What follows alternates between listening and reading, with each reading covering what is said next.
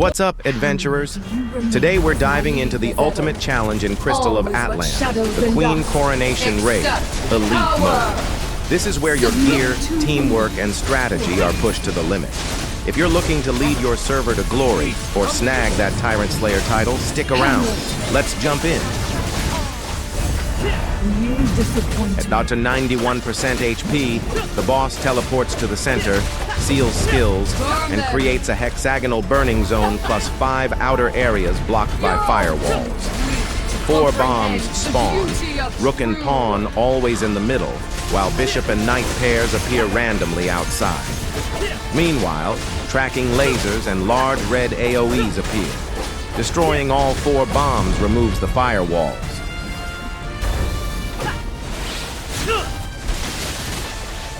At the beginning of the fight, and every once in a while in fire phase, the Queen will unleash 8 tracking laser to everyone that leaves burning ground.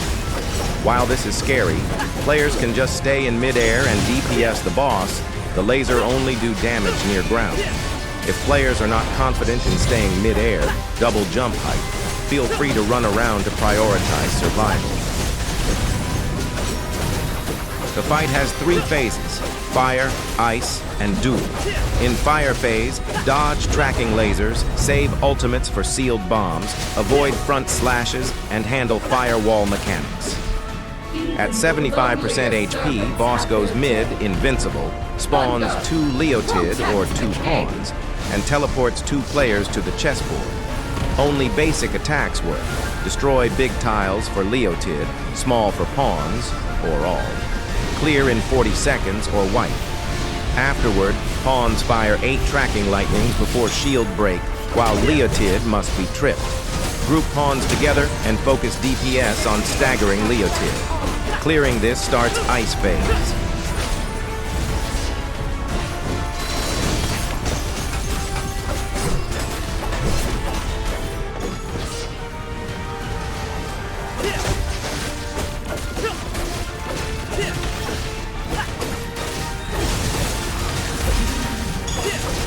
In ice phase, break sealed marks, dodge icy slashes and shock waves, bait ice cones, and avoid ice bolts.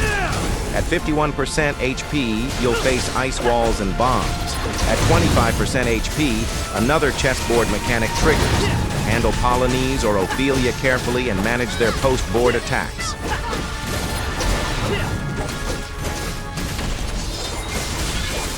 The boss will teleport away, and her sword will glow pointing downwards, striking a huge shockwave across the map, dragging anyone caught within. To avoid this, always make sure to stay close to the boss whenever the boss teleports to be ready. If too far, prepare to triple jump and time the dodge. During ice phase, all Queen's attack leaves ice trail which continuously damage players and can freeze players if hit too much. The boss will spawn seal bombs similar to fire phase. It's recommended to save up ultimates or even pet skills to break these bombs whenever it come up. Failure to break the bomb result in a wipe.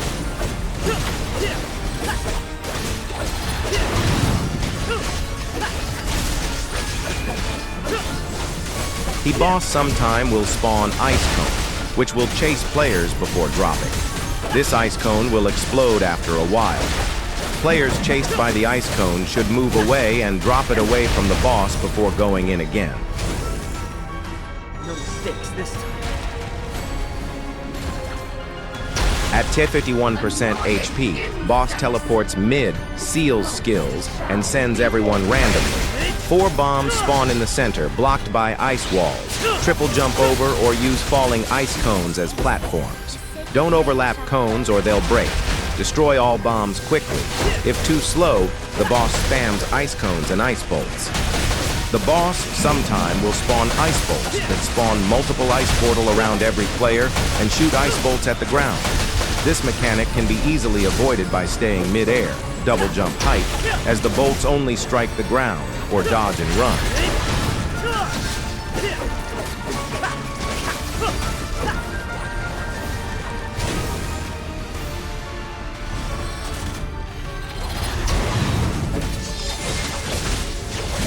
Queen Coronation is part of the Hex Chess Raid series, designed to test you through increasingly difficult tiers: solo, story, and elite.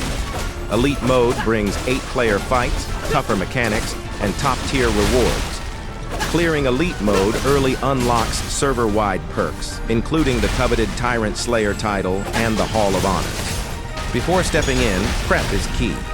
You can run the raid 3 times a week and need at least 5,000 nullification to unlock access. Otherwise, you'll suffer horrible continuous damage.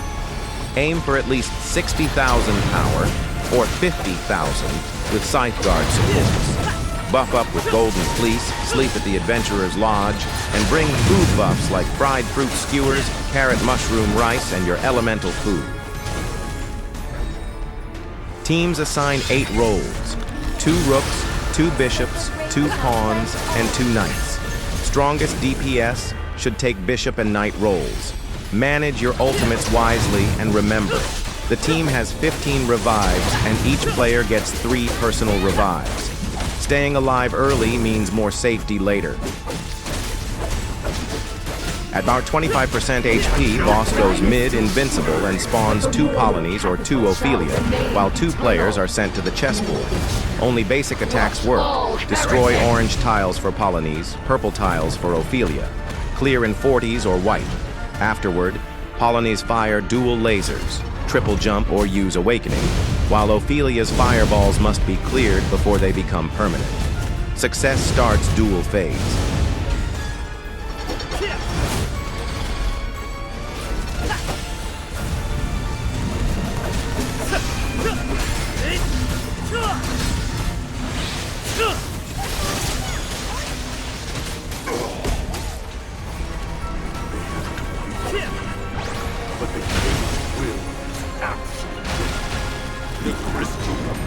Finally, the dual phase combines fire and ice. At the start of dual phase, and until next phase at X100 HP, the boss will spawn specific set of moves. The boss will spawn multiple ice cones and transform into fire phase. Also create fire walls with burning ground in the floor. To avoid this, make sure to climb onto the ice during the mechanic. Ranged player can damage the boss if close enough, and melee player can damage the boss by staying mid-air, double jump height, throughout the mechanic.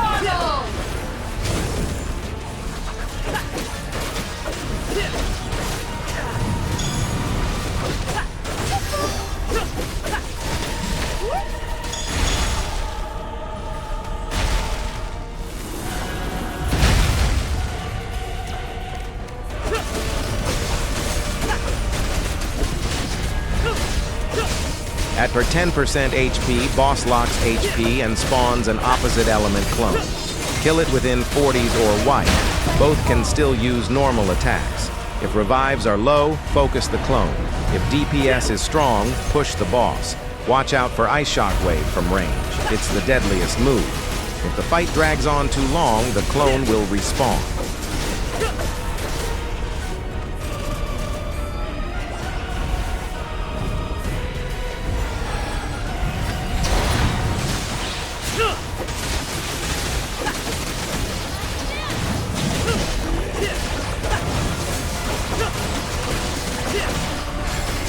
And that's everything. Gear, buffs, rolls, revives, and each deadly mechanic.